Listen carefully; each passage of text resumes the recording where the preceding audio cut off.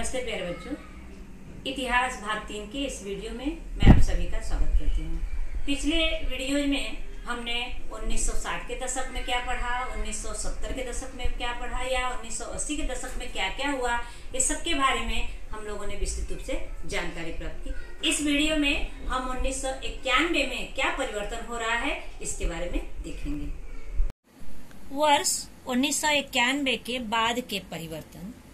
विश्व और भारत के इतिहास में वर्ष 1991 महत्वपूर्ण परिवर्तनों का वर्ष रहा है। पहला इसमें 1991 में सोवियत यूनियन अर्थात रूस का विघटन हुआ। प्यारे बच्चों, द्वितीय विश्व युद्ध यानी कब शुरू हुआ था? 1939 से 1945 तक चला था। द्वितीय विश्व युद्ध में मित्र रहे अमेरिका तथा सोवियत यूनियन युद्ध समाप्त होते ही परस्पर प्रतियोगी बन गए, एक दूसरे के प्रतिद्वंदी बन गए। उनके आपसी सहयोग का स्थान प्रतिद्वंदिता ने ले लिया। यह प्रतिद्वंदिता वैश्विक राजनीति में 40 से 45 वर्षों तक चलती रही। इन दिनों देशों में प्रत्यक्ष युद्ध नहीं हुआ, पर युद्ध की ज्वाला कभी भी धधक उठेगी ऐसा माहौल बन जाता था। इतना तनाव उनके संबंधों में उत्पन्न हुआ था। प्रत्यक्ष युद्ध नहीं, पर युद्ध के लिए पूरक जैसी तनावपूर्ण परिस्थिति का वर्णन शीत युद्ध के रूप में किया जाता है। इस कालावधि में अमेरिका तो महासत्ता थी ही, पर सोवियत यूनियन ने भी आणविक प्रक्षेपण अस्त्रों की निर्मित कर अपनी सैन्य सामर्थ्य बढ़ाकर महासत्ता बनने का प्रयत्न किया। प्यारे बच्चों, अमेरिका तो पहले से ही महासत्ता था, क्योंकि पहले युद्ध में भी और दूसरे युद्ध में, लेकिन सोवियत यूनियन भी आणविक प्रक्षेपण अस्त्रों का निर्माण करके अपनी सैनिक सामर्थ्य बढ़ाकर महासत्ता बनने की कोशिश कर रहा था। अमेरिका तथा सोवियत संघ इन दो महासत्ताओं का संघर्ष सत्ता स्पर्धा, शस्त्र स्पर्धा, विचार प्रणाली के बीच भेद, एक दूसरे को सह और मात देने की वृत्ति, इन सभी बातों के कारण ही शीत युद्ध शुरू हुआ। अगला है विश्व में चल रहा शीत युद्ध समाप्त हो गया। प्यारे बच्चों, जब 1991 में सोवियत यूनियन का विघटन हुआ तो इसके बाद महासत्ता के रूप में सिर्फ अमेरिका बच गई और उसी समय से शीत युद्ध समाप्त हो गया। अगला है भारत में पीवी नरसिंह राव की सरकार ने भारत की अर्थव्यवस्था में कई परिवर्तन लाए। प्यारे बच्चों, 10वें लोकसभा चुनाव के पश्चात केंद्र में पीवी नरसिंह राव प्रधानमंत्री बने। उन्होंने तत्कालीन वित्त मंत्री डॉक्टर मनमोहन सिंह के सहयोग से भारत की अर्थव्यवस्था को विश्व की अर्थव्यवस्था से जोड़ने के लिए नई आर्थिक नीति को स्वीकार किया। इसके लिए भारतीय अर्थव्यवस्था में मौलिक परिवर्तन किए, भारतीय अर्थव्यवस्था को वैश्विक प्रवाह में ले आए। इस स्थिति से उबरने के लिए पीवी नरसिंह राव ने डॉक्टर मनमोहन सिंह को वित्त मंत्री के रूप में जब नियुक्त किया तो उस समय मनमोहन सिंह ने त्रुटि सुधार उपाय योजना बनाई। स्थितियों में परिवर्तन होना शुरू हो गया। उन्होंने विदेशी निवेश पर लगे प्रतिबंध हटा दिए।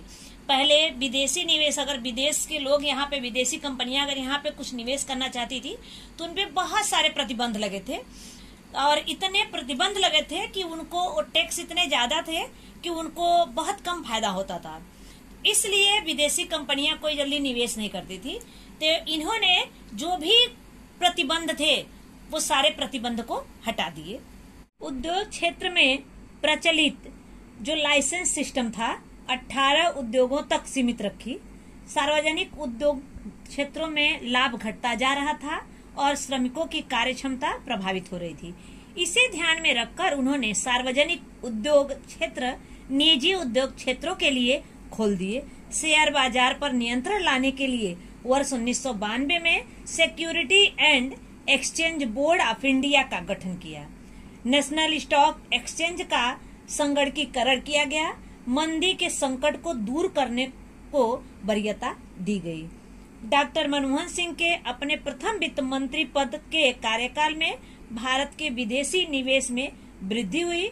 बैंक ऑफ इंग्लैंड में गिरवी रखा अपना स्वर्ण भारत अपने देश में वापस ले आया। इसी समय अयोध्या की राम जन्मभूमि तथा बाबरी मस्जिद का मुद्दा सामने आ गया। मतलब यहाँ एक और संघर्ष आ गया, हिंदू और मुस्लिम मतभेद पैदा हो गया ये सब बातों को लेकर। अगला, वर्ष 1996 से 1999 की कालावधि में भारत की लोकसभा में किसी भी राजनीतिक दल को स्पष्ट बहुमत प्राप्त नहीं था। प्यारे बच्चों, फिर स्थिति थोड़ी विकट आ गई। 1996 से 1999 के समय में भारत की लोकसभा में किसी भी राजनीतिक दल को बहुमत प्राप्त नहीं था। मतलब बहुत कम समय तक सरकार बनती थी और फिर हट जाती थी, फिर दूसरी सरकार बनती थी। देखते हैं, इस कालावधि में अनेक प्रधानमंत्री सत्ता में आए दिखाई देते हैं। उसमें कौन कौन से? उनमें अटल बिहारी वाजपेयी, एच.डी. देवगौड़ा और इंद्र कुमार गुजराल थे। इतने मंत्री 96 से 99 तक आए, क्योंकि किसी को ठीक से बहुमत प्राप्त नहीं हो रहा था। कई दल इकट्ठा होते थे और आपस में मतभेद होने के कारण बहुत दिनों तक नहीं चलते थे और फिर से इलेक्शन होता था और फिर कोई दूसरा प्रधानमंत्री बनता था। ऐसे 3 साल तक चला। वर्ष 1999 में भारतीय जनता पार्टी के नेतृत्व में राष्ट्रीय जनतांत्रिक गठबंधन सत्तासीन हुआ और अटल बिहारी वाजपेयी भारत के प्रधानमंत्री बने। प्यारे बच्चों, 1999 में भारतीय जनता पार्टी के नेतृत्व में राष्ट्रीय जनतांत्रिक गठबंधन हुआ और उसमें अटल बिहारी वाजपेयी भारत के प्रधानमंत्री बने। अटल बिहारी वाजपेयी ने पाकिस्तान के साथ बातचीत करने का प्रयास किया, लेकिन सफलता नहीं मिली। उस समय भी पाकिस्तान का कश्मीर में घुसपैठ शुरू था।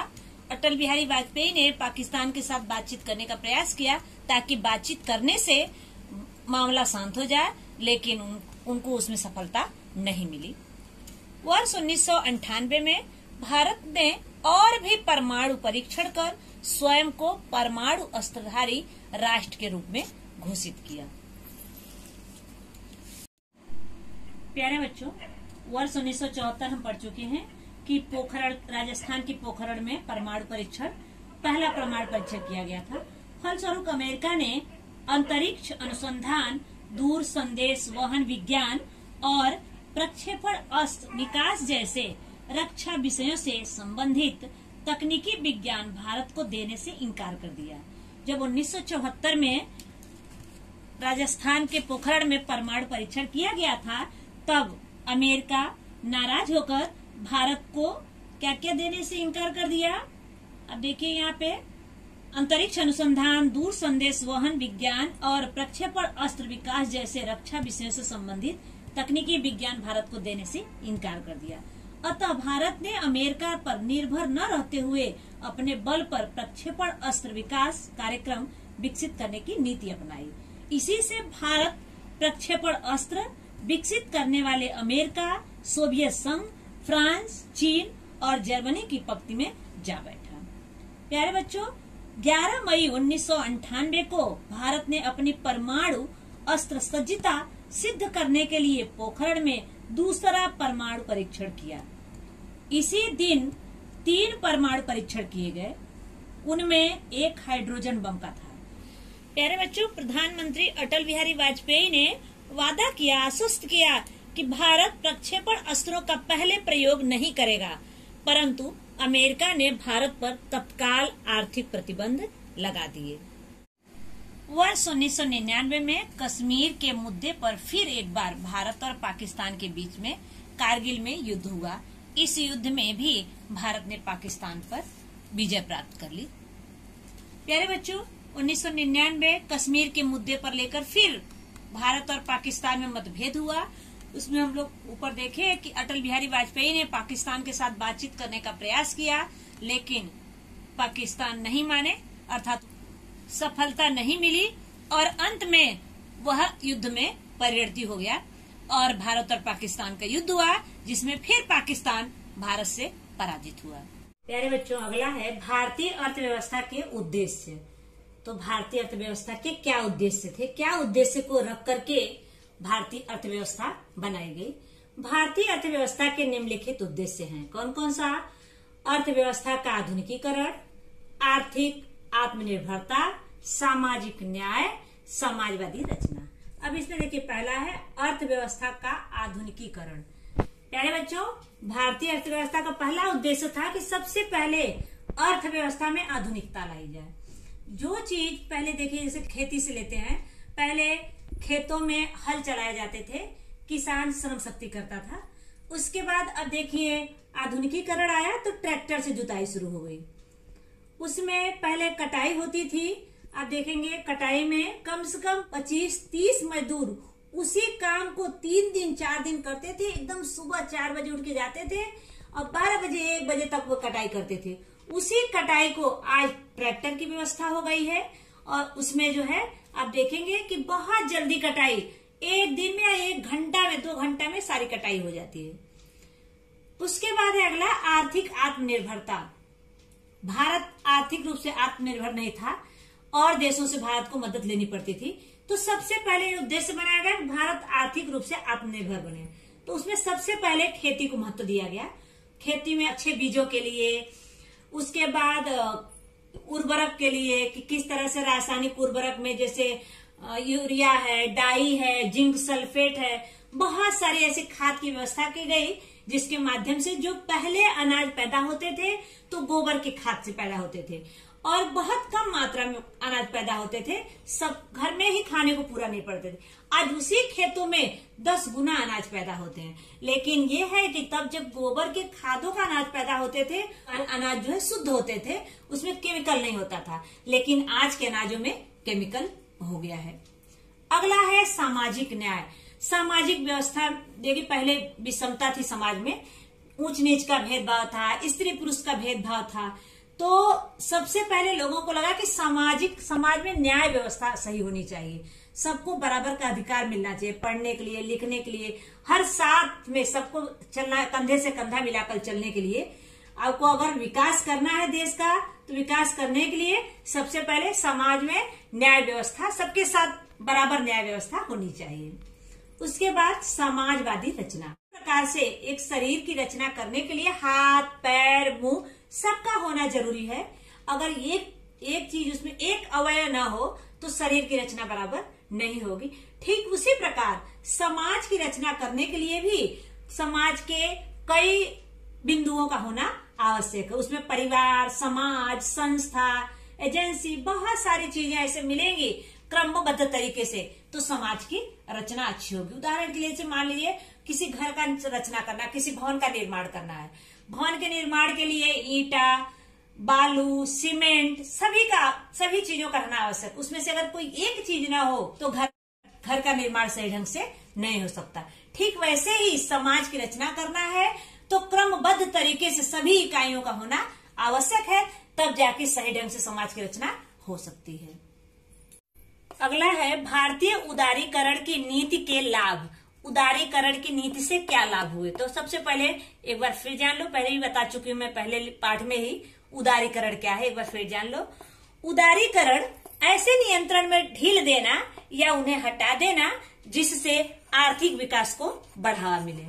उदारीकरण में वे सारी क्रियाएं सम्मिलित हैं जिसके द्वारा किसी देश के आर्थिक विकास में बाधा पहुंचाने वाली आर्थिक नीतियां, नियमों, प्रशासनिक नियंत्रणों, प्रक्रियाओं आदि को समाप्त किया जाता है।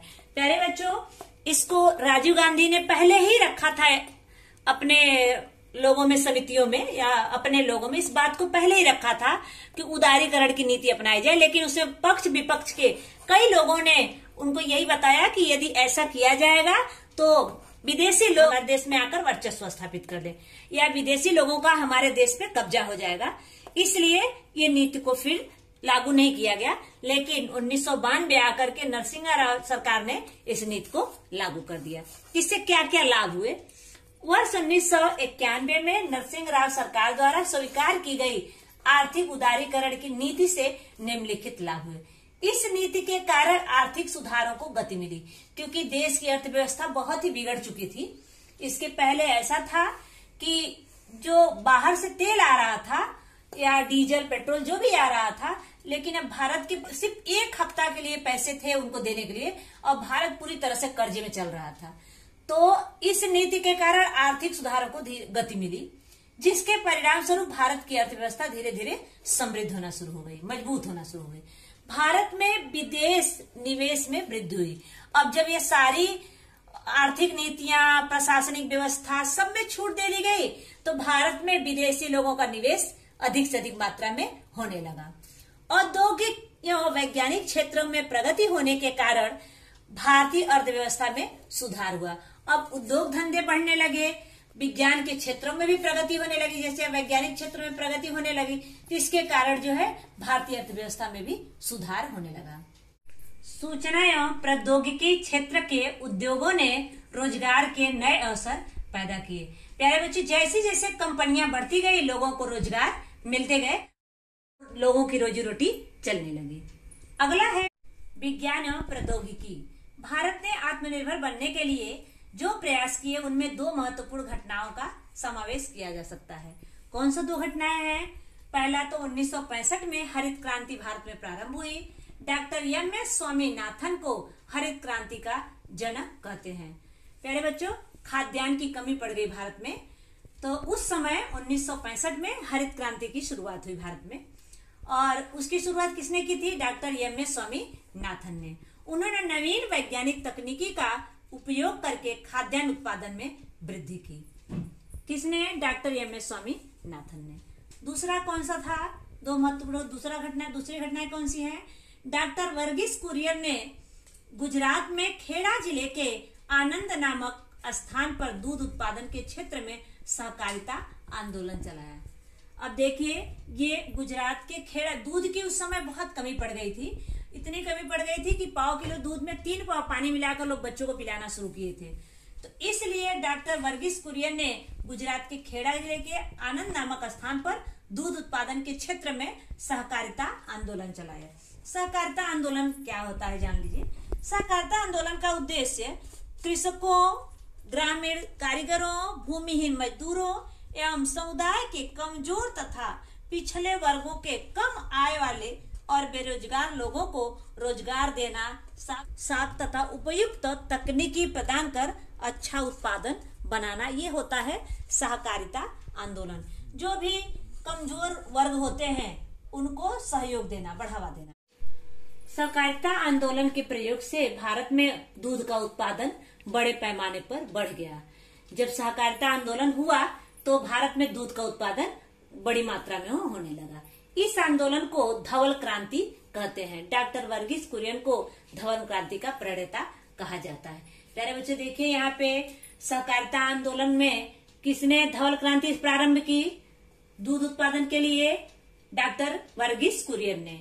और हरित क्रांति की शुरुआत किसने की? 1965 में डॉक्टर एम.एस. स्वामीनाथन ने। अगला, डॉक्टर होमी भाभा ने भारत में परमाणु ऊर्जा कार्यक्रम की नींव रखी। किस तरह से डॉक्टर होमी भाभा ने शुरुआत किया परमाणु ऊर्जा का? उसके बाद अब बिजली निर्माण, क्योंकि आप देख रहे हैं सारे काम बिजली से हो रहे हैं। बिजली निर्माण, औषधि निर्माण, आप देखेंगे एक्सरे निकालना, जो किरणें होती हैं, और दवाओं के लिए जो केमिकल प्रयोग किए जाते हैं, तथा रक्षा जैसे शांतिपूर्ण उद्देश्यों के लिए परमाणु ऊर्जा का उपयोग करने पर भारत ने सदैव बल दिया। प्यारे बच्चों, पहले आप देखेंगे बहुत दूर दूर तक जो गांव होते थे वहां पे बिजली की व्यवस्था नहीं थी। आज सबके गांव में बिजली की व्यवस्था हो गई है। उनको रोड नहीं था, बिजली की व्यवस्था नहीं थी। गांव में जो प्रेग्नेंट औरतें होती थी या जो बहुत बीमार पड़ जाते थे, जिनको कैंसर होता था, टीबी होता था, वो मर जाते थे, उनके लिए कोई व्यवस्था नहीं थी। लेकिन आज देखिए, आज गांव गांव तक बिजली पहुंच गई है, औषधि का निर्माण हो गया है, और रक्षा के क्षेत्र में भी शांति स्थापित करने के लिए यहाँ पे परमाणु ऊर्जा का उपयोग करने पर भारत ने हमेशा बल दिया है। वर्ष 1975 में भारत ने आर्यभट्ट नामक अपना पहला उपग्रह अंतरिक्ष में प्रक्षेपित किया। भारत ने एक सफल अंतरिक्ष योजना बनाकर इसके अंतर्गत अनेक उपग्रह अंतरिक्ष में छोड़े हैं और दूर संचार क्षेत्र में प्रगति भी की है। भारत 1975 के बाद और बहुत सारे उपग्रह अंतरिक्ष में छोड़े हैं। अगला है सामाजिक क्षेत्र में परिवर्तन। सामाजिक क्षेत्र में निम्नलिखित परिवर्तन हुए हैं।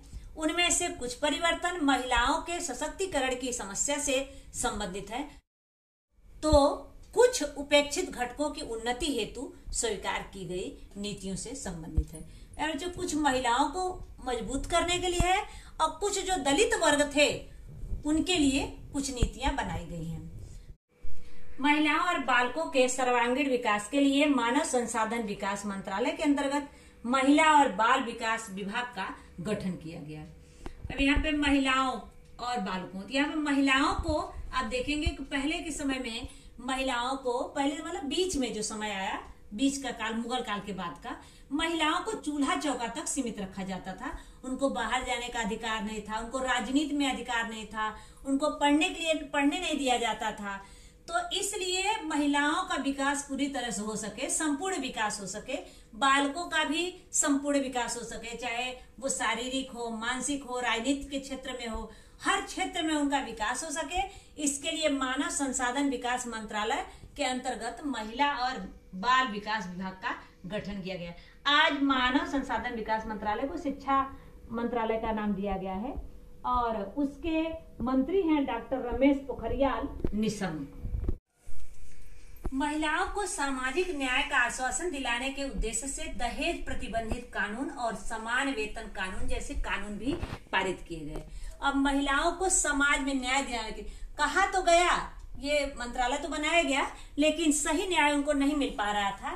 तो सामाजिक न्याय का आश्वासन दिलाने के लिए इस उद्देश्य से क्या किया गया, एक कानून बनाया गया। क्योंकि कहने से वो काम नहीं होता, लेकिन वो अगर कानून बन जाता है तो उसके डर से लोग जो है उसके अनुसार काम करते हैं। तो सबसे पहले दहेज पर प्रतिबंध लगाया गया, क्योंकि दहेज के डर से लड़कियों को कुछ लोग पेट में ही मार देते थे और कुछ लोग बाहर, लड़कियां जब बड़ी हो जाती थी तो उनकी शादी उनसे 2-3 गुना उम्र के आदमी से कर दी जाती थी दहेज की वजह से, क्योंकि माँ बाप बहुत गरीब होते थे। तो इसलिए दहेज प्रतिबंधित कानून और समान वेतन, जहां स्त्री पुरुष काम करते थे तो वहां पे पुरुषों को वेतन अधिक दिया जाता था और स्त्रियों को वेतन कम दिया जाता था। इसके लिए कानून पारित हुआ कि दोनों को समान काम पे समान वेतन जैसे कानून भी पारित किए गए। अगला 73वें और 74वें संविधान संशोधन द्वारा स्थानीय शासन संस्थाओं में महिलाओं के लिए आरक्षित स्थान रखे गए। 73वें और 74वें संविधान संशोधन द्वारा स्थानीय शासन संस्थाओं में महिलाओं के लिए आरक्षित स्थान रखे गए। प्यारे बच्चों, सरकार की ऐसा मान्यता था कि जब तक हम पंचायती राज गांव-गांव तक नहीं पहुंचेंगे तब तक देश का विकास नहीं होगा। और गांव-गांव तक भी महिलाओं को जब तक सहयोग नहीं दिया जाएगा, महिलाओं को जब तक आरक्षण नहीं दिया जाएगा, तब तक देश का विकास सही ढंग से नहीं हो पाएगा। इसलिए महिलाओं के लिए आरक्षण दिया गया, 33% आरक्षण दिया गया। और कुछ प्रदेश में राज्य व्यवस्था को यह अधिकार दे दिया गया कि राज्य व्यवस्था अपने अनुसार जो भी चाहे वो दे सकती है। तो कहीं कहीं जैसे महाराष्ट्र में या और जगहों पे, यहाँ पे महिलाओं को 50% आरक्षण दिया गया है। तो यहाँ पर भी महिलाओं के लिए आरक्षित स्थान रखे गए। आरक्षित स्थान किस तरह से रखे गए, जैसे महिलाओं को अब देखेंगे अपने घरों में, हमारे सबके घरों में ऐसा है कि महिलाओं को जल्दी बाहर निकलने नहीं दिया जाएगा। तो अगर इलेक्शन लड़ना है तो पुरुष ही लड़ना चाहेंगे, पुरुष ही बाहर जाना चाहेंगे। तो अगर देखेंगे कि कुछ क्षेत्र ऐसे होंगे, कुछ जगह पे जहाँ पे होगा कि हम महिलाएं ही इलेक्शन लड़ सकती हैं, अगर महिलाएं नहीं लड़ेंगी तो वो जगह खाली रहेगी, महिलाओं के लिए ही आरक्षण। इसलिए लोग अपने घरों के महिलाओं, बेटी बहनों को पढ़ाना लिखाना और अपने घर की महिलाओं को इलेक्शन लड़ने के लिए उनको सहयोग करना, सपोर्ट करना, इस प्रकार लोग उनको सहयोग देना शुरू करेंगे। इसलिए उनके महिलाओं के लिए आरक्षित स्थान रखा गया। पिछड़े वर्गों की समस्याओं का हल ढूंढने के लिए काका साहब कालेलकर आयोग की स्थापना की गई। प्यारे बच्चों, 1953 में ही काका साहब कालेलकर की आयोग की स्थापना की गई पिछले वर्गों की समस्याओं का हल ढूंढने के लिए। अब ये काका साहब कालेलकर आयोग जो बनाया गया, ये जहां पिछड़े वर्ग होते थे उनकी समस्याओं को पता करने के लिए समिति बनाई गई, जाके पता करे कि क्या क्या उनकी समस्या होती है, ताकि उनकी समस्या को दूर किया जाए। अन्य पिछड़े वर्गों की समस्याओं पर विचार करने के लिए 1978 में बीपी मंडल आयोग का गठन किया गया कि अन्य पिछड़े वर्गों में कौन सी समस्या है, इस पे एक मंडल बनाया गया ताकि वो मंडल जाए और वहां पे पता करे कि कौन कौन सी समस्या उनकी है और उस समस्या का निदान किया जाए। आरक्षण की नीति स्वीकार की गई, जो भी जिसके लिए आरक्षण बनाया, महिलाओं के लिए दलित वर्गों के लिए, एसटी एससी के लिए, और उसके बाद ओबीसी के लिए जो भी आरक्षण बनाया गया उस नीति को स्वीकार किया गया। पिछड़ा वर्ग दमन तंत्र से मुक्त रहकर प्रतिष्ठा और आत्मसम्मान के साथ जी सके, इस उद्देश्य से दलित अत्याचार विरोधी कानून पारित किया। प्यारे बच्चों, पिछले वर्गों का उच्च जातियां हमेशा दमन करते आ रही थी और उनसे मुक्ति पाने के लिए वो प्रतिष्ठा से जी सके, पिछड़ा वर्ग जो था आत्मसम्मान के साथ जी सके, इस उद्देश्य से दलित अत्याचार विरोधी कानून बनाया गया ताकि लोग उनको दबा न सके, उनको प्रतिष्ठा और आत्मसम्मान से जीने का अवसर मिल सके। वैश्वीकरण। वैश्वीकरण का अर्थ है विश्व के सभी राष्ट्रों को मिलाकर एक बाजार केंद्र बनाना, अर्थात अर्थव्यवस्था निर्माण करना। प्यारे बच्चों, ये भारत में उदारीकरण की नीति के कारण ही संभव हुआ कि विश्व के सभी राष्ट्रों को मिलाकर एक बाजार केंद्र बना, मतलब भारत में उसमें सम्मिलित हो गया। वैश्वीकरण के कारण अपने देश के साथ साथ विश्व के किसी भी देश के साथ व्यापार किया जा सकता है। प्यारे बच्चों, वैश्वीकरण के कारण ही अपने देश के साथ साथ आप किसी भी देश में जाकर के अपना सामान बेच सकते हैं, वहां का सामान खरीद सकते हैं, जब चाहे तब जा सकते हैं, आ सकते हैं। इस प्रकार पूरी तरह से बाजार खोल दिए गए, हर देश के छूट दे दी गई सबने। उदारीकरण के अस्तित्व में आने के कारण व्यापार पर नियंत्रण समाप्त हो गया। हम लोग जाने कि उदारीकरण आया तो जो इसलिए व्यापार पर जो भी नियंत्रण था समाप्त हो गया। हर देश के साथ अच्छा व्यापार हो गया, क्योंकि तभी तो विदेशी आए और यहाँ पर निवेश किए, यहाँ के लोग जाकर के विदेशों में निवेश किए। अगला है उद्योग व्यवसाय में अधिक पूंजी निवेश होने से उनका विस्तार हुआ, रोजगार के नए अवसर उपलब्ध हुए। उद्योग व्यवसाय में अधिक पूंजी निवेश होने के कारण इसका क्या हो गया, विस्तार हुआ, बहुत सारी कंपनियां खुल गई। उसके बाद लोगों को नए नए रोजगार के अवसर उपलब्ध होने लगे। भारत G20 और ब्रिक्स जैसे अंतरराष्ट्रीय संगठनों का एक महत्वपूर्ण सदस्य देश है। प्यारे बच्चों, उदारीकरण के साथ कारण जब वैश्वीकरण हुआ, वैश्वीकरण से के कारण व्यापार केंद्र बनाना अर्थात अर्थव्यवस्था में सुधार होने लगा भारत का, तो भारत भी G20 यानी 20 देशों में भारत का भी एक स्थान है, और G8 उसमें भी भारत 8 देशों में भारत भी सम्मिलित है। और ब्रिक्स यानी यहाँ पे ब्राजील, रसिया, इंडिया, चाइना और साउथ अफ्रीका जैसे अंतरराष्ट्रीय विश्व स्तर पे जो संगठन है उसमें भारत भी एक महत्वपूर्ण देश माना जाता है। भारत ने दूरसंचार प्रौद्योगिकी क्षेत्र में हुई एक महत्वपूर्ण क्रांति को अनुभव किया। अब देखेंगे दूरसंचार प्रौद्योगिकी कि किस तरह से अब पहले पोस्ट ऑफिस से पोस्ट द्वारा आप देखेंगे कि चिट्ठी से बातचीत होती थी। उसके बाद आप देखेंगे दूरध्वनि आई, फोन की शुरुआत हुई, टेलीफोन से यहाँ से बातचीत हो सकती थी। उसके बाद अब देखिए मोबाइल आ गया है, भ्रमण ध्वनि आ गई है। तो दूरसंचार प्रौद्योगिकी क्षेत्र में हुई एक महत्वपूर्ण क्रांति को अनुभव किया है भारत ने। संपूर्ण भारत में भ्रमण ध्वनि और अंतरजाल सेवाओं तथा उपग्रह पर आधारित दूरसंचार सेवाओं का जाल फैला हुआ। प्यारे बच्चों, पूरे भारत में आप देखेंगे मोबाइल और इंटरनेट सेवाओं का, उपग्रह पर आधारित दूरसंचार सेवाओं का जाल फैला हुआ। मतलब पूरे भारत में ये आप देखेंगे मोबाइल की व्यवस्था, इंटरनेट की व्यवस्था पूरे भारत में हो गई है। राजनीतिक क्षेत्र में भी लोकतंत्र किस प्रकार सफलतापूर्वक कार्य कर रहा है, इसे भारत ने पूरे विश्व को दिखा दिया।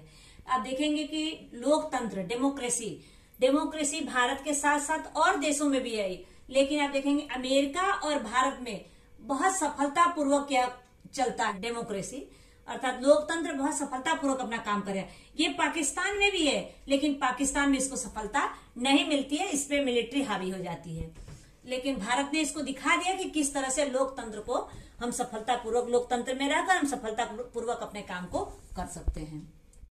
आइए इसका परिणाम क्या हुआ। भारतीय लोगों के और विशेष रूप से युवाओं की जीवन शैली में बहुत बड़ा परिवर्तन हुआ। ये परिवर्तन उनकी भोजन की आदतों, वेशभूषा, भाषा, मान्यताएं द्वारा दिखाई देती है। अब देखेंगे भारत के लोगों और विशेषकर युवाओं की जीवन शैली पर। अब देखेंगे भारत के रहन सहन, पहनावा ओढ़ावा, हर चीज में परिवर्तन हो गया है। किस तरह से अब देखेंगे पाश्चात्य शैली का प्रभाव भारत के लोगों पर ज्यादा दिखाई देता है, और विशेषकर युवाओं पर। युवाओं की जीवन शैली पे बहुत बड़ा परिवर्तन हुआ। उनके खाने में, उनके रहने में, उनके पहनने ओढ़ने में, उनकी भाषा में, उनकी मान्यताएं, पुरानी रूढ़िवादी मान्यताओं को खत्म कर दिए हैं, उसको मानते ही नहीं है और नई मान्यताओं के अनुसार अपने परिवार का, अपने समाज का विकास जो है कर रहे हैं। प्यारे बच्चों, हमने इस वीडियो में 1991 के बाद क्या क्या परिवर्तन हुआ ये देखा। उसमें किस तरह से 1991 में सोवियत रूस का विघटन हुआ। और विघटन हुआ, इसके पहले क्या हुआ था कि 1945 से रूस का और अमेरिका का शीत युद्ध चल रहा था। तो जब विघटन हो गया तो शीत युद्ध समाप्त हो गया और अमेरिका ही एक महाशक्ति के रूप में है अभी। उसके बाद हमने देखा कि किस तरह से अलग बहुत सारे दल मिलकर इकट्ठा हुए और चुनाव होता तो उसमें जीत होती थी, लेकिन मतभेद होने के कारण सरकार बहुत दिनों तक नहीं चलती थी। फिर पीवी नरसिम्हा राव आए 1992 में और उन्होंने अर्थव्यवस्था में बहुत सारे परिवर्तन किए। उन्होंने ओबीसी के लिए 27% आरक्षण दिया और अन्य वर्गों के लिए भी आरक्षण उन्होंने दिया। भारतीय जनता पार्टी के नेतृत्व में अटल बिहारी वाजपेयी भारत के प्रधानमंत्री बने 1999 में। उसके बाद भारत पाकिस्तान में फिर मतभेद हुआ। पाकिस्तान से अटल बिहारी वाजपेयी बातचीत करने का प्रयास किए, लेकिन उनको सफलता नहीं मिली। 1999 में फिर कश्मीर के मुद्दे को लेकर के कारगिल में युद्ध हुआ भारत और पाकिस्तान में, और वहां भी भारत की विजय हुई। उसी दौरान 1998 में भारत ने फिर एक बार परमाणु परीक्षण कर अपने आप को अस्त्रधारी राष्ट्र के रूप में घोषित किया। उसके बाद भारतीय अर्थव्यवस्था में परिवर्तन हुआ।